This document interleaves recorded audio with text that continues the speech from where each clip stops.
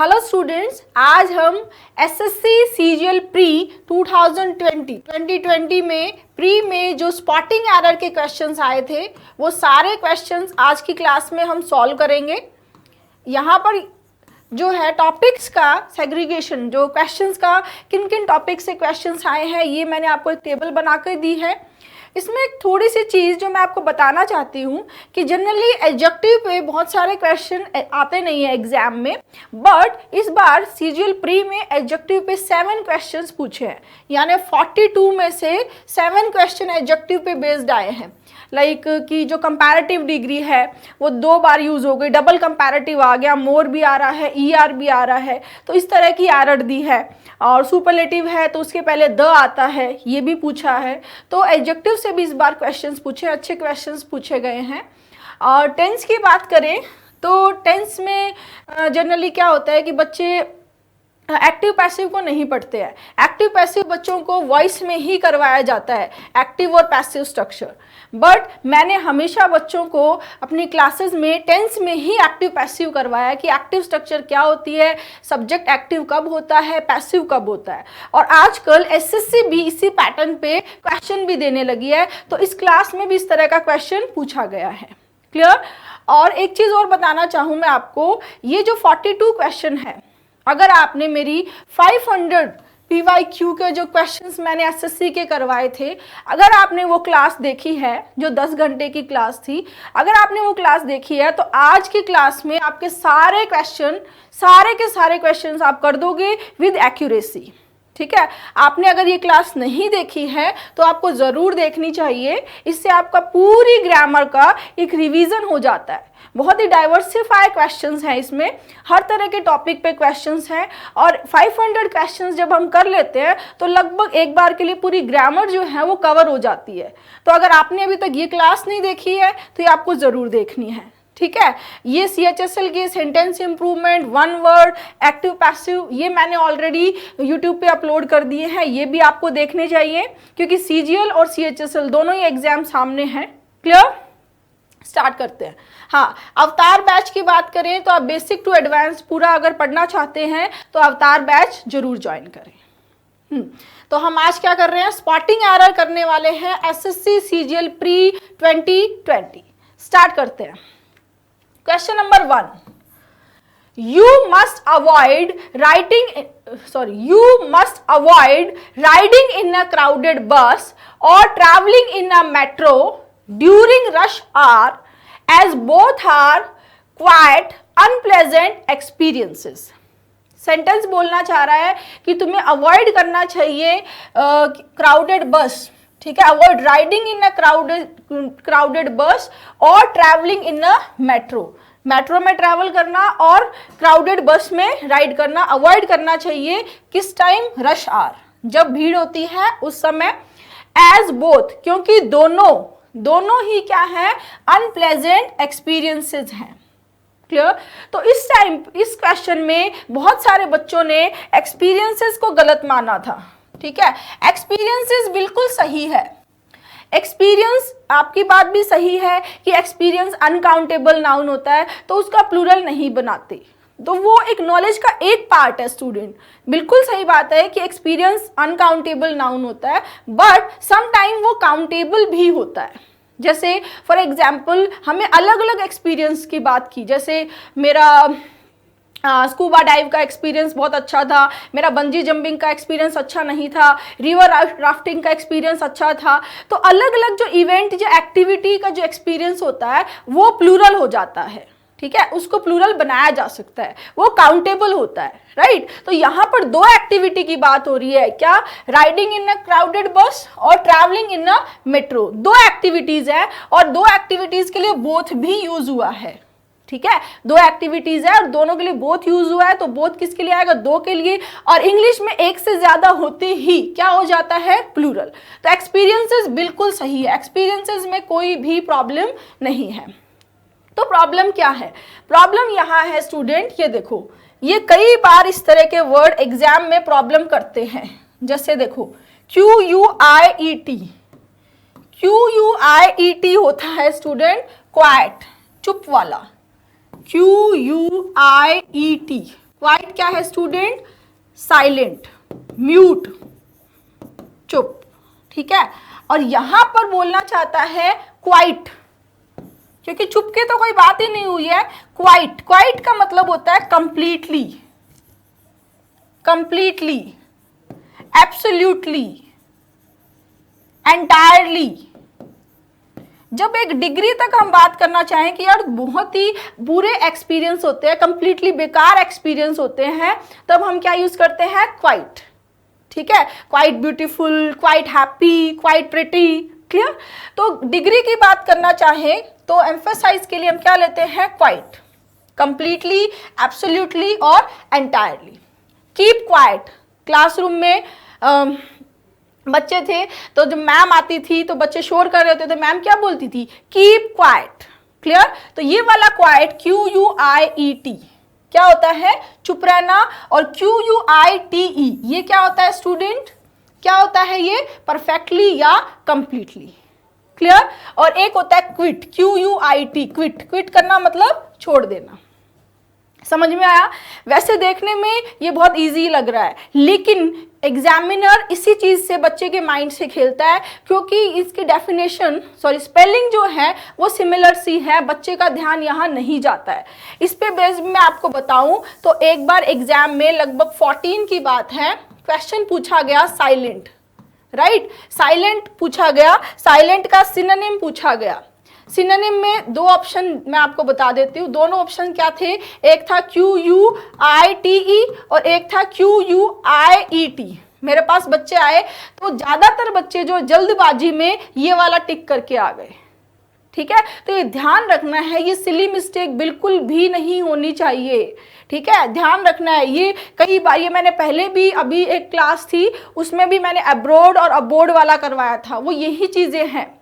Googly fact है SSC, ठीक है।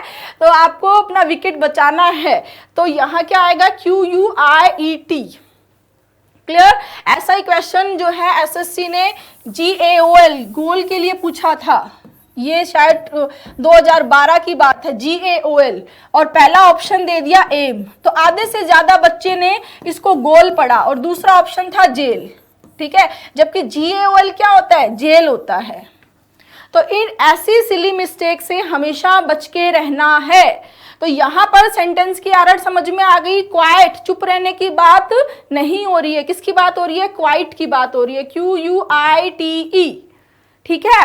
अब ऐसा ये क्वेश्चन आपको करना है, कमेंट बॉक्स में इसका आंसर देना है। ये भी LDC में आया हुआ क्वेश्चन है, ठीक है। आपको बताना है अपोजिट क्या होगा, क्वाइट का अपोजिट क्या होगा, ठीक है। इस तरह से पेपर बनाने वाला आपके माइंड से खेलता है, उससे रिलेटेड मिलते जुलते ऑप्शन सेट कर देता है और जल्दीबाजी में एग्जाम के प्रेशर में बच्चा गलत कर देता है। तो हमें इस एग्जाम के प्रेशर में गलत नहीं करना है। हमने इतनी मेहनत की है, हमारे कॉन्सेप्ट्स क्लियर हैं, तो हमें बहुत ही कामनेस के साथ में उसके पैटर्न को समझते हुए आंसर करना है, क्लियर। इस क्वेश्चन का आंसर सभी करेंगे। कमेंट में क्या आंसर होगा पूरा डिटेल से लिखकर भेजेंगे, और आप अपने हाथ से जब लिखकर भेजते हैं तो वो चीज आपके माइंड में बहुत अच्छे से याद हो जाती है, स्टेबल हो जाती है वो कॉन्सेप्ट, क्लियर। तो सभी बच्चे कमेंट जरूर करेंगे, क्लियर है ना। Next question number 2, had you not reached in time we will have lost our lives। देखो ये क्वेश्चन तो हमने इतनी बार कर लिया है, स्पॉटिंग एरर में भी इतनी बार कर लिया है, सेंटेंस इंप्रूवमेंट में भी मैंने आपको करवा दिया है। ये क्वेश्चन तो आप देखते ही आंसर आपको करना चाहिए। अनफुलफिल्ड कंडीशन, अनफुलफिल्ड कंडीशन में क्या होता है? कंडीशनल पार्ट किस में आता है? कंडीशनल पार्ट किस में आएगा? पास्ट परफेक्ट में, और मेन पार्ट जो मेन क्लोज है, मेन क्लोज किस में आता है student? Model perfect in its past form, model perfect in its past form, ठीक है। अब क्या होता है? इन्वर्जन भी अप्लाई कर दिया जाता है समटाइम्स। यहां इफ को हटा के हैड को सब्जेक्ट के पहले ले लेते हैं तो यहाँ हैड खुद ही एक कंडीशनल वर्ड का काम करता है, इफ की जरूरत नहीं होती है। और इसमें भी वही चीज, had you not reached in time, ये कौन सा हुआ, पास्ट परफेक्ट। और इसके बाद क्या आना चाहिए, मॉडल परफेक्ट। तो विल नहीं आएगा, विल की जगह क्या आएगा, would have plus verb third.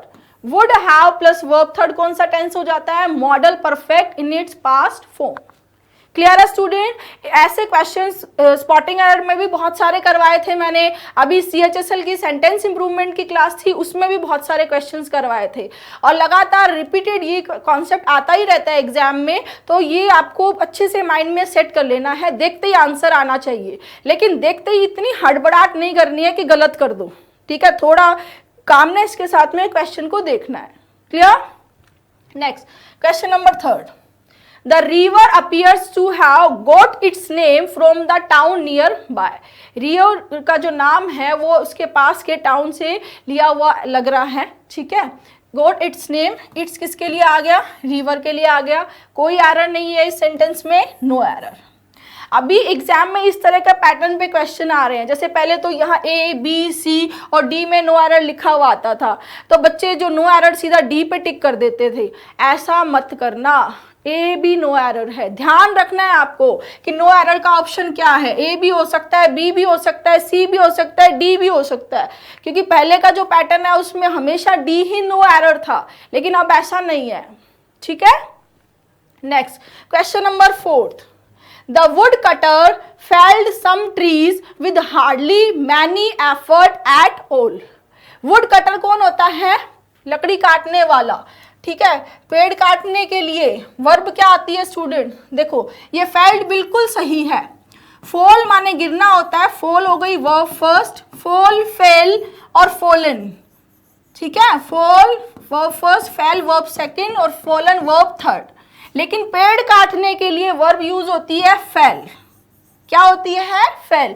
पेड़ काटने के लिए verb first fell, verb second felled और वर्ब थर्ड भी फेल्ड होती है, ठीक है ना स्टूडेंट्स। तो the woodcutter felled some trees, woodcutter ने कुछ ट्रीज काट दिए थे, with hardly many. Hardly, hardly जो एडवर्ब है, हार्डली का मतलब होता है ऑलमोस्ट नो, ठीक है, ना के बराबर, ठीक है। इस केस में यहां पर मैनी नहीं आएगा, क्या आएगा, एनी। क्या यूज होता है, एनी। जैसे आई हैव हार्डली एनी मनी, मेरे पास में पैसा नहीं है, मुश्किल से 200-400 रुपए हो गए, तो क्या बोलेगा, I have hardly any money, ठीक है। There is hardly any tea left in the pot, समझ में आ रहा है। तो हार्डली के साथ में क्या यूज होगा, एनी, क्योंकि हार्डली क्या है, नेगेटिव है। Clear? Next question number 5। The Dashara celebrations in Mysore this year are grandest than in other part of the state. Dussehra celebration जो मैसूर में इस बार होगा वो दूसरे जितने भी स्टेट में सेलिब्रेट होगा उनमें सबसे ज्यादा क्या है, बड़ा है। ग्रैंड की सुपरलेट फॉर्म ले रही है यहाँ पर, जबकि कंपैरिजन हो रहा है। क्या कंपैरिजन हो रहा है, देन, एक स्टेट का दूसरे सभी स्टेट के साथ। जब एक का सबके साथ कंपैरिजन होगा तो कौन सी फॉर्म आएगी, कंपैरेटिव। देखो इस तरह के क्वेश्चंस आए थे एडजेक्टिव के, राइट। तो कौन सी फॉर्म आनी चाहिए, कंपैरेटिव। ग्रैंडेस्ट की जगह क्या आएगा, ग्रैंडर। ग्रैंडर देन, देन किसके लिए आता है, कंपैरिजन के लिए। ग्रैंड, ग्रैंडर और ग्रैंडेस्ट। क्लियर है स्टूडेंट्स? नेक्स्ट, ये मेरी बुक है cloze test word power jumbled, Amazon Flipkart पे अवेलेबल है, आपको जरूर पढ़नी चाहिए। एक बार इनकी सैंपल पीडीएफ आप देख सकते हैं, नियॉन की ऐप पे मिल जाएगी, वहां से आपको पता चल जाएगा कि किस क्वालिटी कंटेंट को नियॉन दे रहा है, और आप जहां भी पढ़ रहे हैं उससे एक बार कंपेयर कीजिए। Next question number 6। Lack of required vitamins and minerals lead against several complications in the human body. Lack का मतलब क्या होता है स्टूडेंट, कमी, ठीक है। और जनरली लैक के साथ में क्या आता है, ऑफ, लैक ऑफ समथिंग, किसी चीज की कमी। तो कमी किसकी, विटामिन और मिनरल की कमी से क्या रिजल्ट होता है कि ह्यूमन बॉडी में बहुत सारे कॉम्प्लिकेशंस हो जाते हैं। तो इसके लिए यहाँ पर अगर आप देखोगे तो ये लीड से पहले वाला ये पार्ट, ये पूरा पार्ट क्या है, सब्जेक्ट है। क्या है स्टूडेंट, सब्जेक्ट है। बट इसमें बात किसकी हुई है, क्या विटामिन और मिनरल्स की बात हुई है, लेकिन विटामिन और मिनरल्स की किसकी हुई है, कमी की बात हुई है। तो एक्चुअल में जो सब्जेक्ट है, जो चीफ वर्ड है, जो मेन वर्ड है, वो क्या है, लैक। क्या है, लैक। और लैक कैसा है, कैसा सब्जेक्ट है यहाँ पर, सिंगुलर। लैक कैसा सब्जेक्ट है, सिंगुलर है। ठीक है, बाकी इसका सब्जेक्ट का कॉम्प्लीमेंट हो गया। ठीक है, तो सिंगुलर है तो उसके अकॉर्डिंग वर्ब क्या आनी चाहिए, सिंगुलर। अगर subject singular, verb singular, subject plural, verb plural, इसी को हम क्या बोलते हैं, सब्जेक्ट वर्ब एग्रीमेंट, राइट। अब देखो लीड की जगह क्या आएगा, लीड्स। क्लियर, अगेंस्ट आएगा नहीं, लीड्स के साथ में आएगा टू। लीड्स टू का मतलब क्या है कि विटामिन और मिनरल्स की कमी का रिजल्ट, जब हम बताना चाह रहे हैं कि विटामिन और मिनरल्स की कमी का रिजल्ट क्या होता है, ह्यूमन बॉडी में बहुत सारे कॉम्प्लिकेशंस हो जाते हैं। तो इस केस में लीड्स के साथ में प्रीपोजिशन यूज होगा क्या, to. Clear, next question number 7th. It have been only through writing that men have been able to spread their ideas to mankind. इसमें तो देखते ही, फर्स्ट को देखते ही आंसर आ जाना चाहिए था। और ऐसे क्वेश्चन, ये ऐसा नहीं है कि अभी एसएससी ने पूछे हैं, पहले के आप प्रीवियस ईयर देखोगे, आप वो 500 वाली वीडियो देखोगे तो वहां पर भी ऐसे क्वेश्चन आपको मिलेंगे जिसमें इट हम सभी जानते हैं, इट क्या है, इंट्रोडक्टरी सब्जेक्ट है, और इट ऑलवेज क्या होता है, सिंगुलर होता है, राइट। और यहाँ पर इट के साथ में क्या दिया है, हैव, तो हैव की जगह क्या आ जाएगा, हैज, सिंपल। ठीक है, इट क्या होगा, ऑलवेज सिंगुलर होगा, इट के साथ में it is, it has, it was. ठीक है, next question number 8. The principal requested the teachers to monitor and take care of the small children. Principal ने रिक्वेस्ट किया, किसको रिक्वेस्ट किया, टीचर को रिक्वेस्ट किया कि वो मॉनिटर करे, ध्यान रखे, टेक केयर करे छोटे स्मॉल चिल्ड्रन का। ठीक है, अब यहां देखो टीचर के बाद में अपोस्ट्रोफी एस आया है, टीचर अपोस्ट्रोफी एस, यानी ये पोजीशन के लिए आता है। जैसे टीचर की कोई चीज होती तो उसके लिए हम ले लेते टीचर अपोस्ट्रोफी एस, जैसे teacher apostrophe S book, teacher apostrophe S के बाद कोई नाउन होता। ठीक है, यहाँ पर पोजीशन की कोई भी बात नहीं हुई है। क्या कोई पोजीशन की बात हुई है, नहीं हुई है मैम, पोजीशन की बात नहीं हुई। यहाँ क्या बोला गया है, प्रिंसिपल ने रिक्वेस्ट किया टीचर को, तो टीचर क्या है, यहाँ ऑब्जेक्ट हो गया। क्लियर, तो पोजीशन यहाँ नहीं आएगा, सिंपली क्या आएगा, टीचर। और अगर हम प्लूरल बनाना चाहें तो टीचर्स भी कर सकते हैं, लेकिन एपोस्ट्रोफी एस नहीं लेंगे। एपोस्ट्रोफी एस हम तब लेते हैं जब हम पोजीशन शो करें, स्वामित्व शो करें, ये चीज मेरी है, ये चीज उसकी है। क्लियर, यहाँ पर पोजीशन की कोई भी बात नहीं हो रही है, तो यहाँ एपोस्ट्रोफी एस नहीं आएगा। Clear, next question number 9th. Would you like to have some fries along with your coffee, sir? Asked the waiter. Waiter ने पूछा कि क्या आप अपनी कॉफी के साथ में कुछ फ्राइज लेना चाहेंगे। ठीक है, यहाँ भी आपको देखते ही आंसर आना चाहिए था, मॉडल। वुड क्या है, would, should, could, can, may, must, ये सब क्या होते हैं, मॉडल्स होते हैं। और मॉडल्स के साथ में ऑलवेज क्या आती है, वर्ब की फर्स्ट फॉर्म। लाइक क्या है, वर्ब की सेकंड फॉर्म है। लाइक को रिप्लेस करेंगे किससे, लाइक से। लाइक को किससे रिप्लेस करेंगे, लाइक से। वुड यू लाइक, जैसे फॉर एग्जाम्पल किसी को पोलाइट वे में कोई ऑफर करने के लिए, would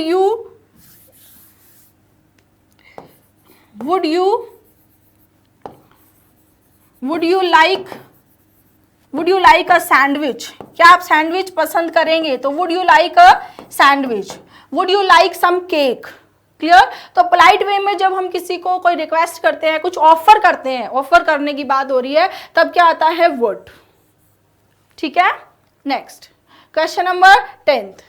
the supervisor wanted to know the pros and cons of the issue. Supervisor जानना चाहता था क्या, जो प्रोज एंड कॉन्स है, जो भी नेगेटिव पॉजिटिव दोनों साइड जो किसके इशू के जो भी positive negative pros and cons को जानना चाहता था। यहाँ भी ये क्वेश्चन मैंने सेंटेंस इंप्रूवमेंट की CHSL वाली वीडियो में भी कराया था कि टू के बाद, टू जब इन्फिनेटिव मेकर होता है तो टू के बाद में वर्ब की फर्स्ट फॉर्म आती है। तो यहाँ नोन की जगह क्या आएगा, नो, टू नो। टू के बाद में कई बार जेरेंड फॉर्म भी आ जाती है, वो केसेस मैंने आपको बताए थे, looking forward to, addicted to, be used to, accustomed to, with the view to. उन केसेस में टू क्या होता है, प्रेपोजिशन होता है, और उस केस में प्रेपोजिशन के बाद में जेरेंड फॉर्म आती है। क्लियर है ना। तो जो भी कॉन्सेप्ट्स मैं करवाती जा रही हूं उन कॉन्सेप्ट्स को आपको मिक्स करते चलना है, मतलब आपको उन कॉन्सेप्ट्स को रिवाइज करते चलना है और बार बार उनको अलग अलग जगह अप्लाई करते चलना है और याद भी करते चलना है। ठीक है, next question number 11। Raman putted the vegetables in the frying pan and after adding some water close the lid. ये तो देखते ही आंसर कर दिया बहुत बच्चों ने। पुटेड बहुत ही अजीब लग रहा था। ठीक है, पुट की तीनों फॉर्म, पुट, पुट और पुट, जैसे कट कट कट, ये भी एक क्वेश्चन आया हुआ इसी वीडियो में। वैसे ही पुट की दोनों तीनों फॉर्म क्या होती है, पुट, पुट ही वर्ब फर्स्ट, पुट ही वर्ब सेकंड और put he verb third. Next question number 12। The recruiters were pleased to John's domain knowledge and personality. क्या आंसर होगा? ये थोड़ा कॉन्सेप्चुअल क्वेश्चन था, एसएससी ने थोड़ा सा कॉन्सेप्चुअल क्वेश्चन पूछा।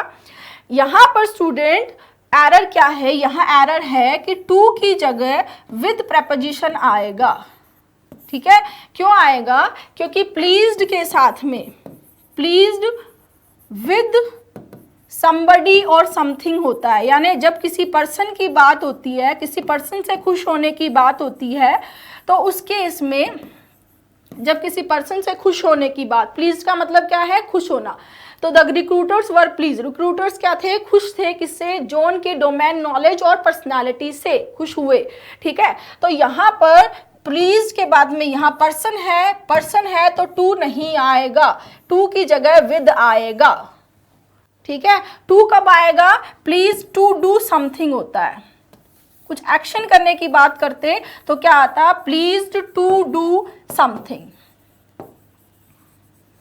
मैं आपको इन ये जो क्वेश्चंस करवा रही हूं, इन क्वेश्चंस की डिटेल पीडीएफ, इन क्वेश्चंस के सॉल्यूशन की डिटेल पीडीएफ दूंगी, वो आपको नियॉन के टेलीग्राम चैनल पे मिल जाएंगी। तो ये जो क्वेश्चंस हैं इनके सॉल्यूशन जो हैं उनकी डिटेल पीडीएफ आपको वहां मिल जाएगी, टेलीग्राम आपको ज्वाइन करना है। ठीक है ना। तो यहाँ क्या था, जॉन एक पर्सन था, पर्सन के लिए क्या आएगा, विद आएगा। ठीक है, प्लीज विद समबडी या समथिंग भी होता है। ठीक है, और प्लीज के साथ में टू कब आता है, जब प्लीज टू डू समथिंग, कुछ एक्शन की बात होती है तब क्या आता है, please to do something. Clear. Next question number 13। The sea has become an cheap dumping ground for all kinds of waste products. जो जितने भी तरह के वेस्ट प्रोडक्ट्स हैं उन सभी का क्या बन गया है, वो cheap dumping ground. Clear, dumping ground जहां पर कोई भी बेकार की चीजें फेंकते रहते हैं लोग, वो डंपिंग ग्राउंड हो जाता है एक प्लेस।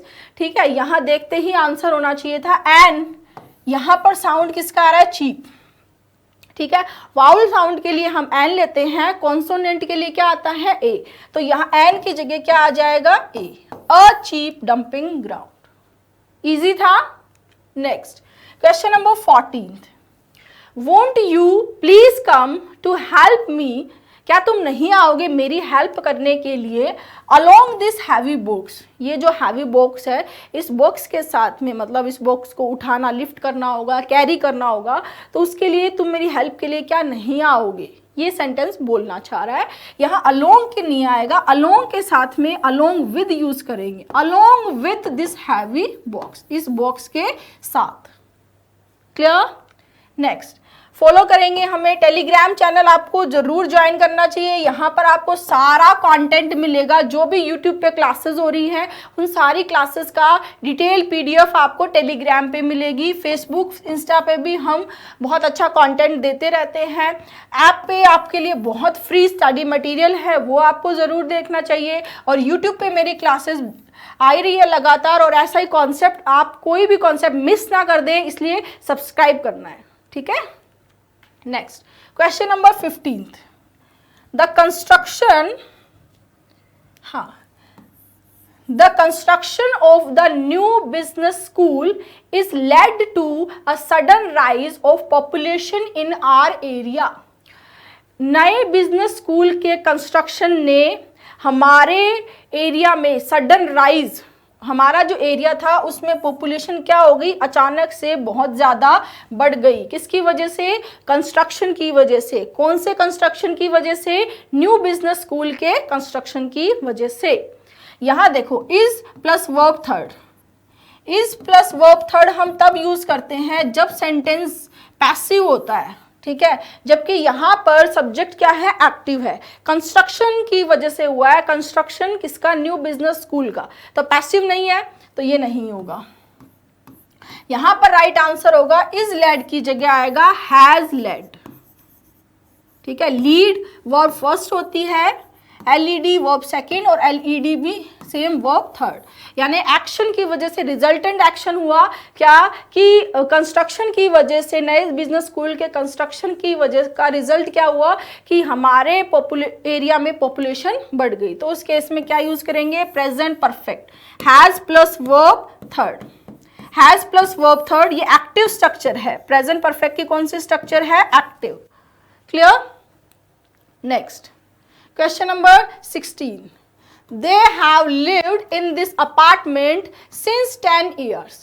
वो इस अपार्टमेंट में 10 साल से रह रहे हैं, 10 सालों से वो रह रही हैं।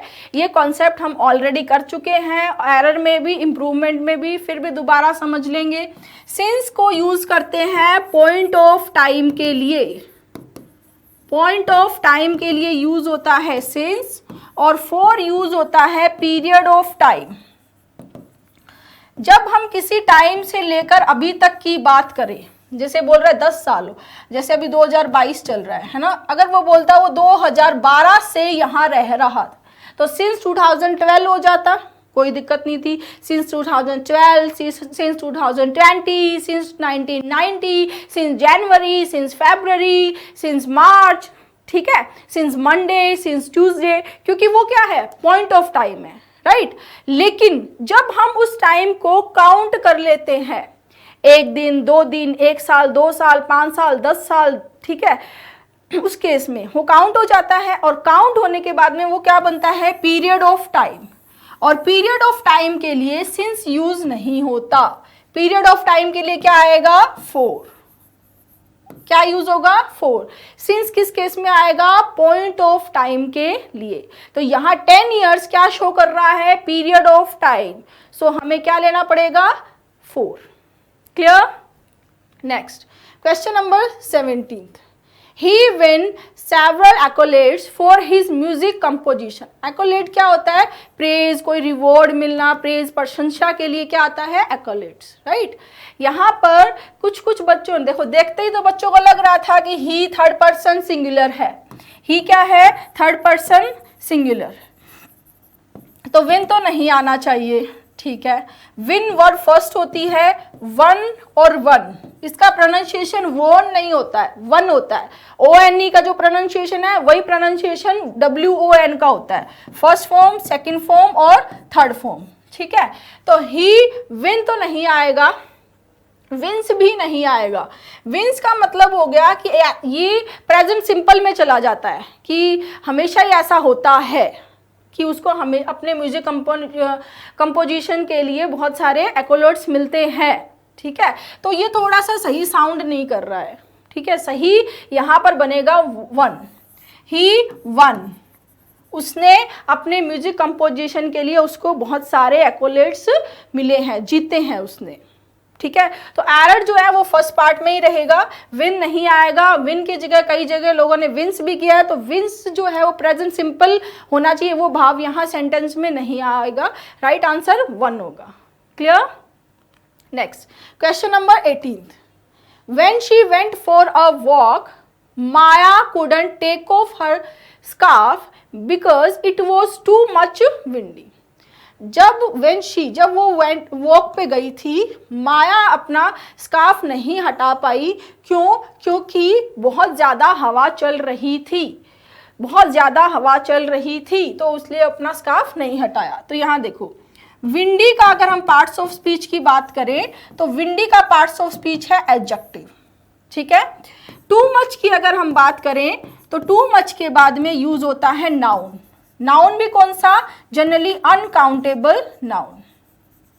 ठीक है, जैसे हम बोलते हैं too much pain, too much food. ठीक है, टू मच पेन। अब जब एडजेक्टिव की बात होती है तो टू मच को हम चेंज करते हैं मच टू। मच टू के बाद में यूज होता है एडजेक्टिव। ठीक है, तो बोला मच टू पेनफुल, क्या बना?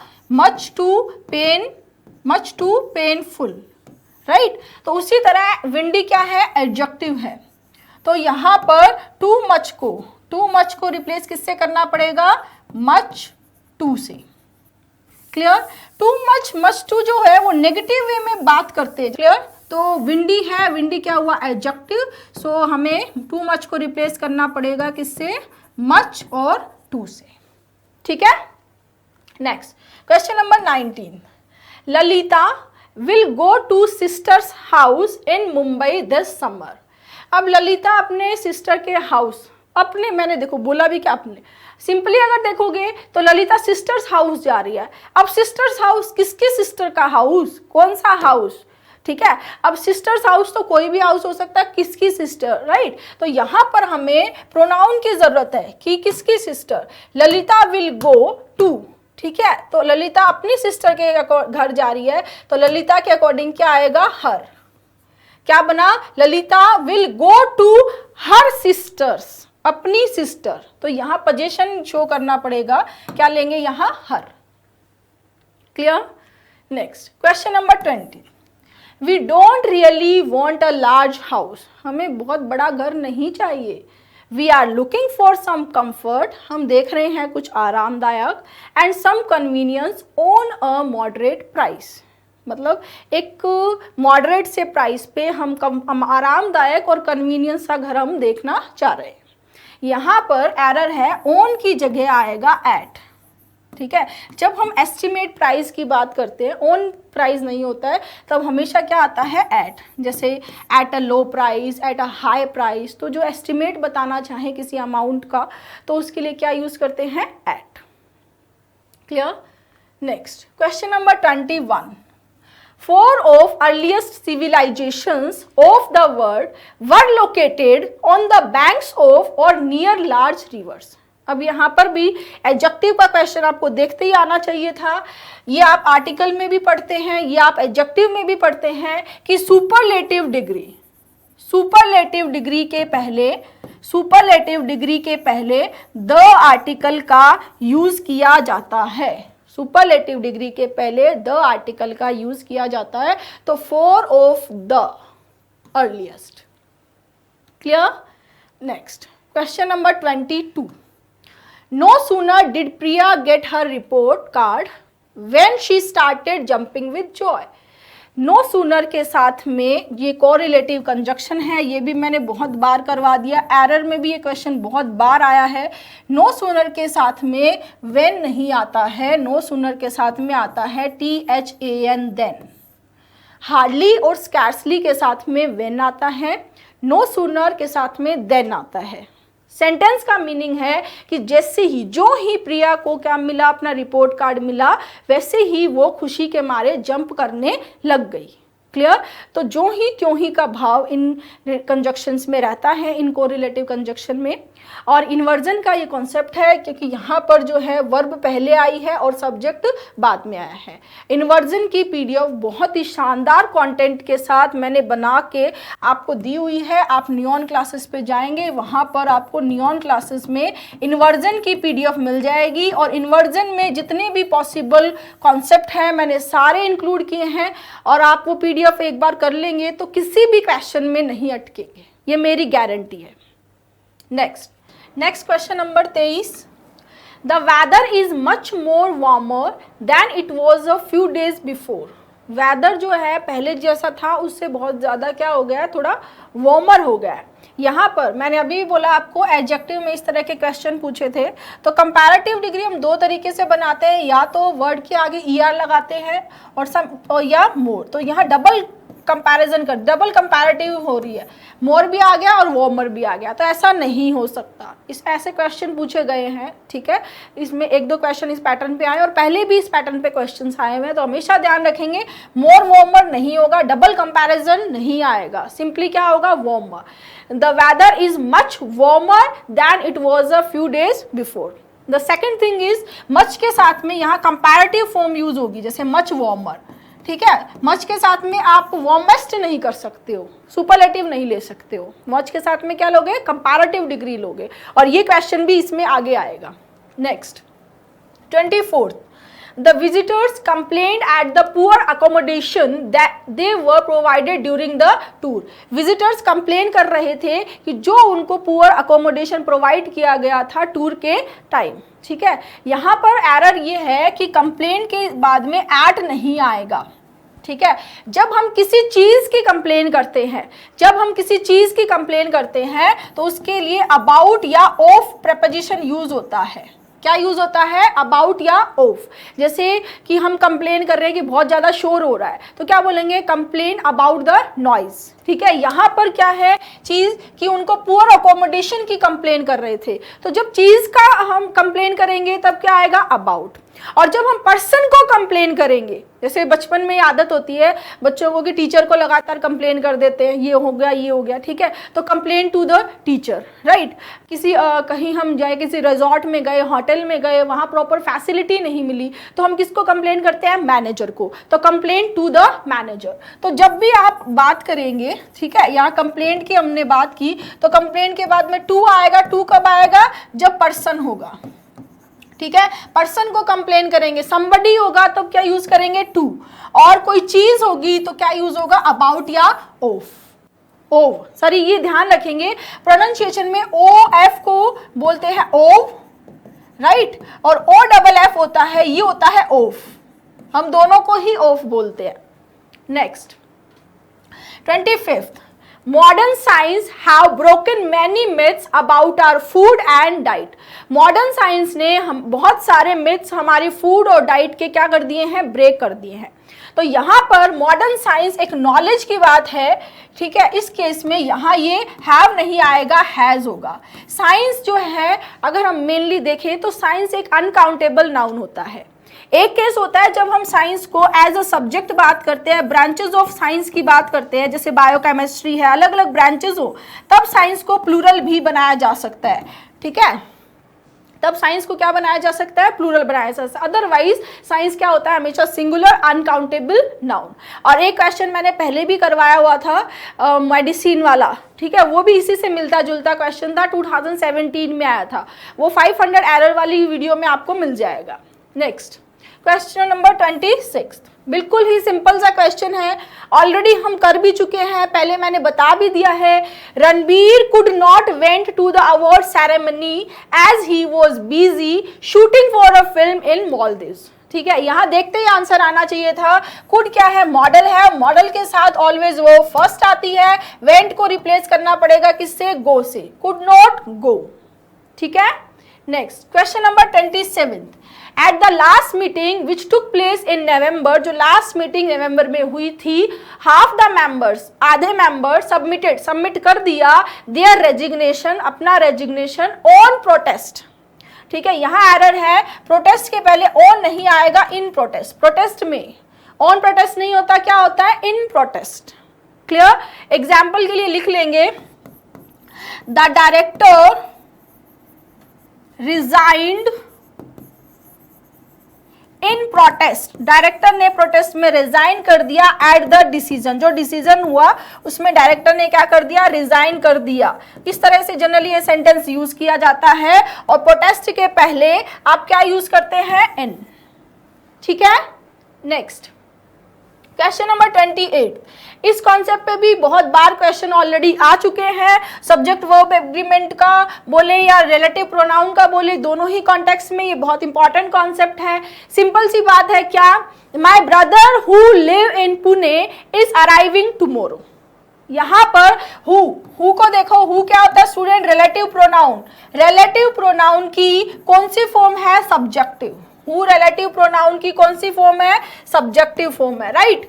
अब इसके बाद में वर्ब आती है। वर्ब किसके अकॉर्डिंग आएगी? जो रिलेटिव प्रोनाउन के पहले नाउन, जो एंटीसीडेंट है उसके अकॉर्डिंग। यहाँ पर नाउन क्या है? सब्जेक्ट क्या है? My brother. कैसा है? सिंगुलर। तो हु के बाद में वर्ब भी क्या आनी चाहिए? सिंगुलर। तो लिव की जगह क्या आएगा? लिव्स। ठीक है, अगर हु के पहले प्लूरल होता, दे होता, हु जो है वो सिंगुलर प्लूरल दोनों के लिए यूज हो सकता है। हु की सिंगुलर और प्लूरल के अकॉर्डिंग फॉर्म चेंज नहीं होगी, ध्यान रखेंगे। ठीक है, तो दे होता तो लिव होता, ही होता तो लिव्स होगा, माय ब्रदर है तो क्या हो गया? Lives, right. Next question number 29। One of the biggest enterprise in India is declaring a lockout. One of the, इतनी बार एग्जाम में रिपीटेडली आया हुआ है, ध्यान रख लेंगे, अपनी कॉपी में लिख लेंगे। वन ऑफ द के बाद में नाउन ऑलवेज प्लूरल होता है और वर्ब हमेशा सिंगुलर होती है। ठीक है, बहुत सारे में से जब हम एक को बताना चाहते हैं तो हम वन ऑफ द का यूज करते हैं। ठीक है, बहुत सारे एंटरप्राइजेज हैं, उनमें से एक बड़ा एंटरप्राइज है जिसने क्या कर दिया है? डिक्लेयर कर दिया है लॉकआउट। तो यहां पर ध्यान रखेंगे, वन ऑफ द नाउन जो है वो क्या आएगा? Always plural and verb must be singular. ठीक है, तो एंटरप्राइज को आप रिप्लेस करोगे किससे? एंटरप्राइजेस से।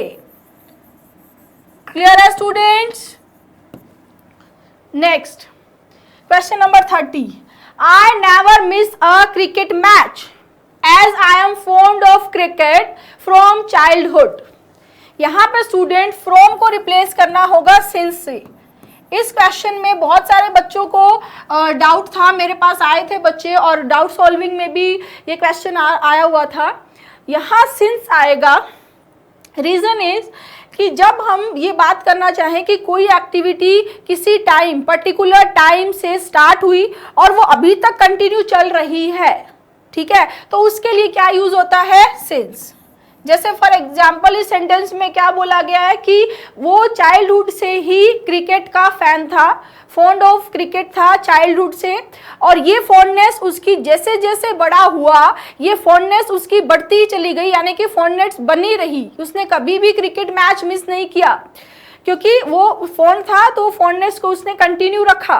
तो यहाँ क्या यूज होगा? सिंस। क्लियर? कई बार फ्रॉम चाइल्डहुड भी आपको देखने को मिलता है। जैसे मेरी उसकी दोस्ती जो है वो कब से, मैं उसको दोस्ती को, उसके साथ मेरी दोस्ती को चाइल्डहुड से बना के रख लिया। तो उस केस में कई मीनिंग ये होता है कि आपके बचपन का कोई दोस्त था, दोस्त है, बट आपने चाइल्डहुड में उसके साथ दोस्ती की, बट अभी आप उसके साथ रेगुलरली टच में नहीं हो, आप रेगुलरली मिलते नहीं हो।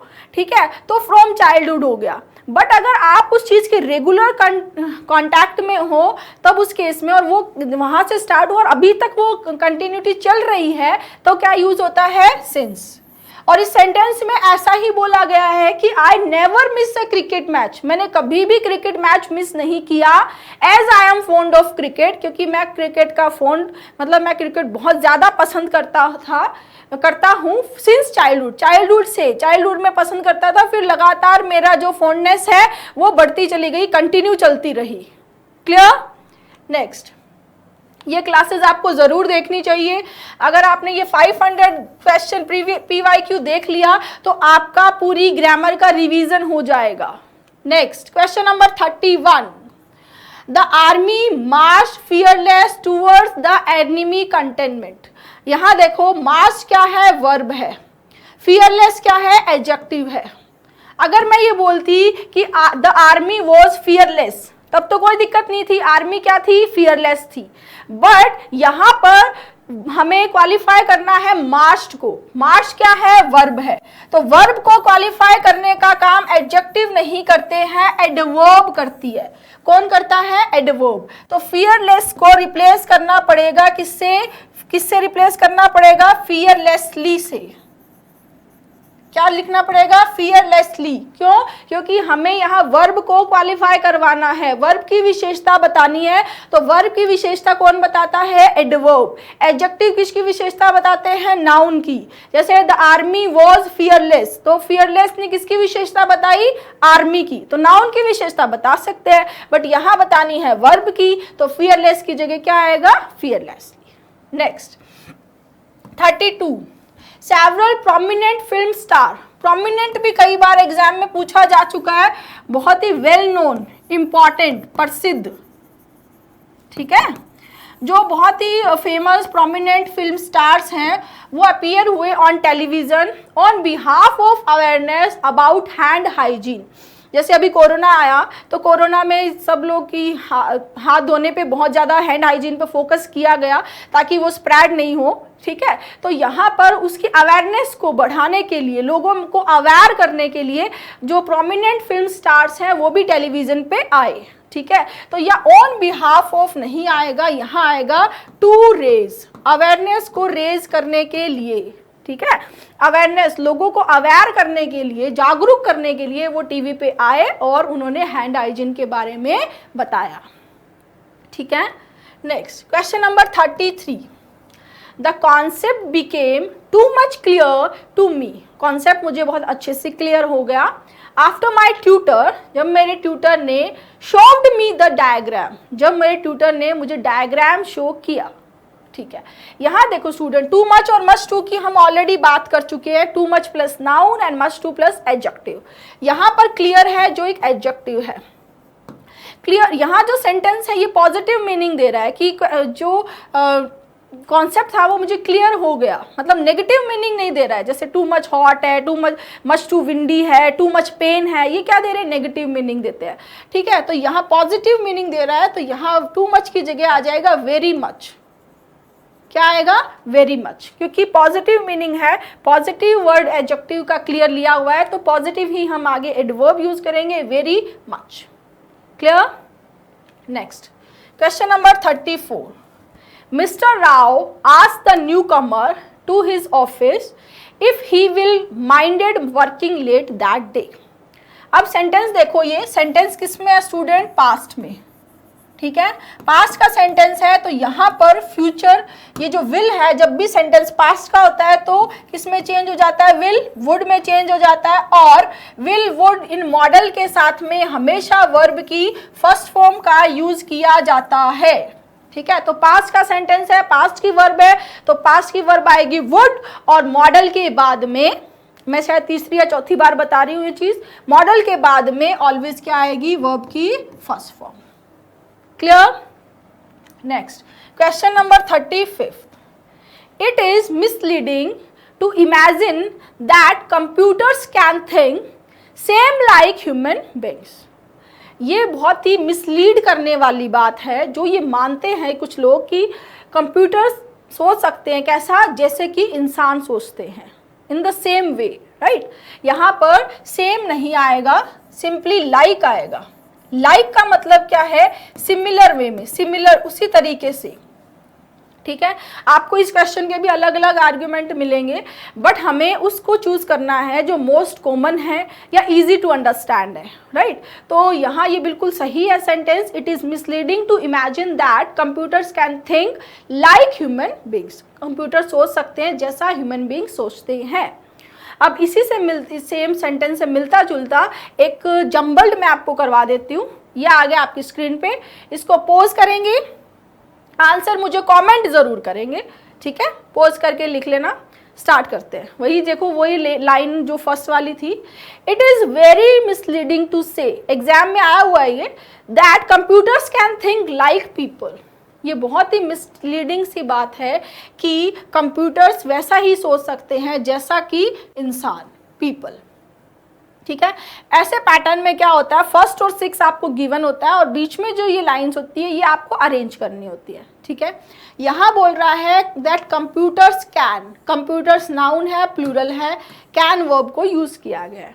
ठीक है, कि कंप्यूटर सोच सकते हैं वैसा जैसे कि इंसान सोचते हैं।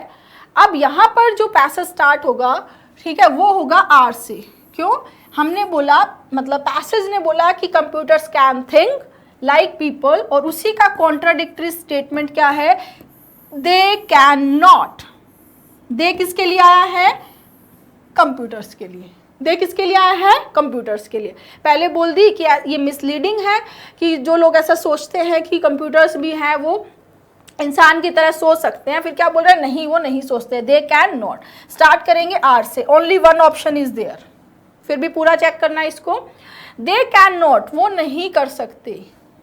फिर आगे, they have no more a mind of their own than a lawnmower. ठीक है, उनके खुद का कोई माइंड नहीं होता है। जैसे आपने देखा होगा पार्क में, गार्डन में जो मशीन होती है लॉन मोवर जिसको हम बोलते हैं, वो क्या होती है, वो अपने आप ही घास को कट करती जाती है। ठीक है, वो एक मशीन है। तो उसका जो कंप्यूटर है उसका खुद का कोई माइंड नहीं होता है। हम कंप्यूटर में अपनी चीज़ों का इनपुट डालते हैं और उसी का आउटपुट हमें कंप्यूटर देता है।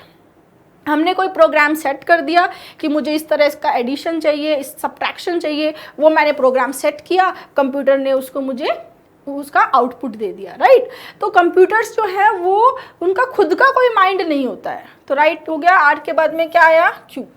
Then, however, they make it possible for people to bottle thought. अच्छी लाइन है ये। सेंटेंस बोलना चाहता है कि यद्यपि उन्होंने लोगों के विचारों को पॉसिबल कर दिया बॉटल करने में, बॉटल अप करने में, लोगों के विचारों को बॉटल अप करना पॉसिबल कर दिया। किसने? कंप्यूटर्स ने। बॉटल का मतलब है कि जैसे किसी चीज़ को किसी जगह रख देना, किसी पर्टिकुलर प्लेस में रख देना, ताकि वो अपने आप फ्रीली काम कर सके, फ्रीली वो अपने आप काम करती रहे। जैसे फॉर एग्जाम्पल हमें अभी जैसे 100 क्वेश्चन सॉल्व करने हैं, सम करना है, मुझे एडिशन करना है, तो मैं मैन्युअली अपने माइंड से 100 क्वेश्चन सॉल्व करने बैठ रही हूँ। ठीक है, और मैंने क्या किया, बॉटल किया इस चीज़ को, प्रोग्राम बना दिया एडिशन का कि ये जो भी इस लाइन में जो लिखा है इस लाइन का अपने आप सम हो जाए। तो कंप्यूटर क्या करेगा, वो प्रोग्राम से वो पूरे मेरी बिना हेल्प के वो प्रोग्राम से ही वो सारे काम फ्रीली कर देगा। उसका मतलब क्या होता है? बॉटल करना। क्लियर? कि किसी चीज़ को किसी पोजीशन में to make something like possible कि वो अपने आप फ्रीली काम कर सके। तो लोगों के विचारों को, मेरे कोई विचार आए, कोई भी मेरे माइंड में कोई विचार आए कि मुझे ऐसा चाहिए, तो मैंने उसका एक प्रोग्राम बना दिया, एक फॉर्मूला बना दिया और वो फीड कर दिया, फिर कंप्यूटर अपने आप उस फॉर्मूले पे वर्क करता रहेगा। ठीक है, R Q P. You work out how to do a particular job. आपने वर्कआउट किया कि एक पर्टिकुलर जॉब कैसे होगी, फाइंड आउट कर लिया। ठीक है, राइट अ प्रोग्राम, प्रोग्राम लिखा, and then computer applies your thinking to that job as long as you like. मतलब जैसा आप पसंद करते हो, जितना आप पसंद करते हो, वैसा ही आपका जो कंप्यूटर है वो उस पर अप्लाई कर देगा। आपने प्रोग्राम लिखा, वो करता रहेगा। ठीक है, इसका मतलब ये नहीं है ना कि कंप्यूटर भी, उनका भी वही माइंड होता है। कंप्यूटर तो जो हम बोल रहे हैं, जो हम उसको इनपुट देते हैं, जो प्रोग्राम देते हैं, उसी के अकॉर्डिंग वो अपना फ्रीली काम करता रहता है। ठीक है, in this sense computer are half alive. इस सेंस में कंप्यूटर क्या है? हाफ अलाइव है, because they perpetuate. Perpetuate word भी आया हुआ एग्जाम में। परपैचुएट का मतलब होता है किसी चीज़ को कंटिन्यू करना। जनरली नेगेटिव सेंस में आता है, बट वैसे भी यूज हुआ है यहाँ। Because they perpetuate thinking of their creators. क्या है कि कंप्यूटर्स जो है वो हाफ अलाइव है, क्योंकि वो अपने क्रिएटर्स की थिंकिंग को कंटिन्यू करते हैं। मैंने कुछ सोचा, मैंने कोई प्रोग्राम बनाया, मैंने कोई फॉर्मूला बनाया, मैंने कंप्यूटर में इंसर्ट कर दिया, अब उसके अकॉर्डिंग कंप्यूटर अपने आप फंक्शन कर रहा है। ठीक है, तो वो क्या है स्टूडेंट, कि वो मेरे जो थिंकिंग, मेरे जो आइडिया है उसको क्या कर रहा है? कंटिन्यू कर रहा है। क्लियर? मजा आया? ठीक है, next question number 36। The balloon flew up as soon as the man cutting the string. Balloon जो है वो उड़ गया जैसे ही मैन ने स्ट्रिंग को कट किया, धागे को काटा, वैसे ही बैलून जो है वो उड़ गया। ये कॉन्सेप्ट भी मैंने करवाया हुआ है 500 एरर्स वाली क्लास में। जब भी पास्ट में दो एक्शन होते हैं और उन दोनों एक्शंस के बीच में कोई गैप नहीं होता है, जब उन दोनों एक्शंस के बीच में कोई गैप नहीं होता है तो वो दोनों एक्शन पास्ट सिंपल में होते हैं। जैसे मैंने बोलना स्टार्ट किया, आपने सुनना स्टार्ट किया, ठीक है, मैंने पढ़ाना स्टार्ट किया, आपने सीखना स्टार्ट किया, तो कोई गैप नहीं है, ठीक है। जब दोनों एक्शंस के बीच में गैप नहीं है तो पास्ट सिंपल टेंस आता है। तो यहाँ पर फ्लू जो है, फ्लाई क्या होती है, वर्ब फर्स्ट, फ्लू क्या है, वर्ब सेकंड, और फ्लोन क्या हो जाती है स्टूडेंट, वर्ब थर्ड, ठीक है। तो फ्लू क्या है, वर्ब सेकंड है। कटिंग यहाँ आईएनजी फॉर्म में लिया हुआ है, जबकि आगे कोई हेल्पिंग वर्ब भी नहीं है। कट लेना होगा क्योंकि कट ही वर्ब फर्स्ट है, कट ही वर्ब सेकंड है एंड कट ही वर्ब थर्ड है। इन द सेम वे जैसे हमने पुट किया था, पुट की तीनों फॉर्म पुट थी, वैसे ही कट की भी तीनों फॉर्म क्या होती है, कट होती है। तो कटिंग को रिप्लेस करेंगे कट से। Next question number 37। The committee agreed that small businesses has been adversely affected by COVID-19। Sentence बोलना चाहता है कि कमिटी एग्री थी कि स्मॉल बिजनेसेस जो हैं वो कोविड-19 में बहुत ही एडवर्स वे में, विपरीत तरीके से प्रभावित हुए हैं। बिल्कुल कोविड-19 में बहुत सारे जो स्मॉल बिजनेसेस हैं वो ख़त्म हो गए हैं, है ना। तो यहाँ पर जो एरर थी स्टूडेंट, वो बिजनेसेस के अकॉर्डिंग हैव होगा। कई बच्चे हैज को सही मान के बिजनेस करके आ गए और वो मुझे आके बोले मैम बिजनेसेस कैसे होगा। बिजनेसेस होता है, बिजनेस जो है स्टूडेंट वो अनकाउंटेबल होता है जब हम उसको एज अ जॉब की बात करें, रेस्पॉन्सिबिलिटी की बात करें, ठीक है, तब वो अनकाउंटेबल है। लेकिन जब बिजनेस किसी कंपनी, स्टोर या शॉप की बात होती है, स्टोर की, कंपनी की, तो वो काउंटेबल होता है, ठीक है। तो यहाँ पर उन शॉप्स की, स्टोर्स की, कंपनीज की बात हो रही है, इसलिए ये क्या है, प्लूरल है। और प्लूरल है, इसके अकॉर्डिंग वर्ब क्या आ गई है, हैव। दूसरी चीज, आप एक चीज हमेशा गांठ बांध ले कि जहां तक पॉसिबल हो आप सब्जेक्ट को सही मानते हुए वर्ब में ही चेंजेस करने की कोशिश करें। ये चीज़, ये गोल्डन रूल है, मैंने कई बार बच्चों को बताया है कि आप जहां तक हो सके ये कोशिश करें कि सब्जेक्ट सही है, वर्ब को चेंज करें। अगर कभी ये लगता है कि वर्ब को चेंज करने से सब्जेक्ट सही हो ही नहीं रहा है, सेंटेंस सही नहीं बैठ रहा है, तभी आप सब्जेक्ट में चेंज करें। कि वर्ब में चेंज कर लिया लेकिन सेंटेंस सही नहीं है, तभी सब्जेक्ट में, मतलब आप 100 में से बात करें तो 90% केस में वर्ब में ही चेंजेस होते हैं, सब्जेक्ट में चेंजेस नहीं होते हैं, पर 10% होते भी है। तो दोनों चीज़ों को बैलेंस करना है, दोनों तरीके से सोचना है, ठीक है। Next 38। The food in the new eatery, मतलब new restaurant, is much best than the one in RK Puram. अभी ये क्वेश्चन मैंने आपको करवाया था, मच के साथ में यहाँ पर सुपरलेटिव डिग्री नहीं आएगी, कंपैरिजन यूज होता है, यहाँ देन आया तो वैसे भी क्या आएगा, कंपैरेटिव डिग्री आएगी, मच बेटर, ठीक है। Next 39। All those students who are participating in the play have been notified to stay back for rehearsal after 3 PM। ये क्वेश्चन टेंस का क्वेश्चन है और टेंस का मेरा 10 साल से पढ़ाने का तरीका क्या है, 10 से भी ज़्यादा हो गए, मुझे 12 साल हो गए। 12 साल से मेरा टेंस पढ़ाने का तरीका है कि मैं टेंस में ही एक्टिव और पैसिव स्ट्रक्चर बताती हूँ बच्चों को। आप जो भी बच्चे मेरे ऐप पे पढ़ रहे हैं वो सभी जानते हैं कि मैम हमेशा टेंस में एक्टिव पैसिव को साथ में लेकर पढ़ाती है, क्योंकि इस तरह के क्वेश्चन को समझने के लिए एक्टिव पैसिव स्ट्रक्चर आनी चाहिए। सिर्फ वॉइस के रूल रटने से आप ट्रांसफॉर्मेशन कर सकते हैं, वॉइस को एक्टिव को पैसिव बना दिया, पैसिव को एक्टिव बना दिया, बट जो सेंटेंस है वो एक्टिव है या पैसिव है, ये जब तक अंडरस्टैंडिंग नहीं होगी तब तक एरर नहीं होगी, ठीक है। अब यहाँ देखो, सेंटेंस बोल रहा है कि जितने भी स्टूडेंट्स जो पार्टिसिपेट कर रहे थे प्ले में, जो स्टूडेंट प्ले में पार्टिसिपेट कर रहे थे उनको नोटिफाई किया गया, उनको नोटिफाई किया गया, यानी कि जो भी स्टूडेंट्स हैं ये क्या है, पैसिव है, ये खुद कोई एक्शन नहीं कर रहे हैं। जब ये खुद एक्शन करते हैं, जब सब्जेक्ट खुद एक्शन करता है तब वो एक्टिव होता है। मैंने ये किया, जैसे अगर यहाँ एक्टिव की बात करें तो इनको नोटिफाई करने वाला जो भी इनका कोच है वो एक्टिव है, लेकिन स्टूडेंट ने एक्शन को रिसीव किया है, नोटिफाई किया गया। Got my point? तो स्टूडेंट्स को नोटिफाई किया गया, इसका मतलब ये सेंटेंस क्या बना? पैसिव। तो पैसिव की स्ट्रक्चर क्या होती है? Have been plus verb third. Present perfect में क्या स्ट्रक्चर होती है? Has, have, been plus verb third. जब सब्जेक्ट एक्शन करता है एक्टिव होता है, जब सब्जेक्ट एक्शन को रिसीव करता है पैसिव होता है। तो यहां पर स्टूडेंट्स ने एक्शन को रिसीव किया है तो क्या बनेगा? पैसिव बनेगा। और पैसिव क्या बनेगा? Have been notified. क्या हो जाएगा? नोटिफाइड को आप रिप्लेस करेंगे नोटिफाइड से। अब बच्चे कई बार पूछते हैं कि मैम कैसे पता चलेगा? तो बच्चे ये तो आपको सेंटेंस को देखते ही पता चल जाएगा कि सब्जेक्ट एक्शन कर रहा है, ठीक है। मैं आपको पढ़ा रही हूं तो मैं एक्शन कर रही हूं, ठीक है। तो जो एक्शन कर रहा है वो दिख जाएगा कि जो एक्शन करने वाला है वो डूअर है, तो वो एक्टिव है। और जब वो एक्शन को रिसीव कर रहा है तो वो क्या है? पैसिव है। Clear? Next question number 40। After entering the town, go straight and then take a sharpest turn towards your left to reach the mall. अब यहां पर एरर क्या है स्टूडेंट? अ शार्पेस्ट नहीं आएगा, आएगा अ शार्प टर्न। शार्पेस्ट क्या हुआ? सुपरलेटिव डिग्री हो गई कि शार्पेस्ट मतलब जितने भी शार्प चीजें उनमें सबसे ऊपर।